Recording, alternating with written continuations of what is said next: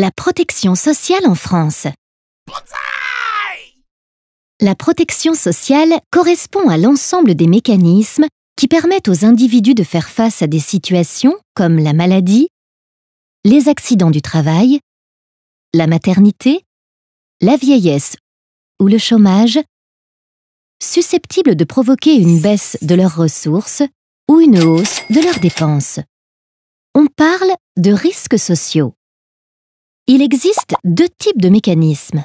Les prestations de services sociaux qui désignent l'accès à des services à prix réduit, voire gratuitement, comme la prise en charge dans les hôpitaux publics, et les prestations sociales que les organismes de protection sociale versent directement aux individus.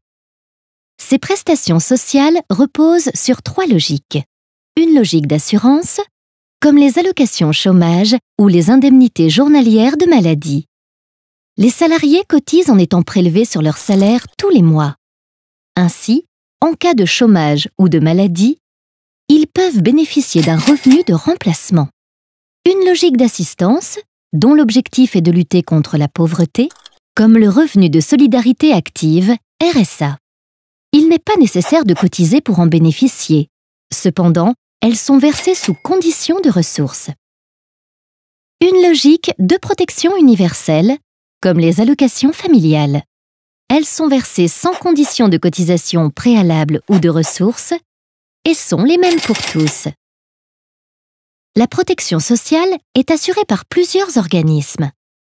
La sécurité sociale, elle fournit aux individus la couverture de base pour les risques maladie, accident du travail, maladie professionnelle, famille et vieillesse.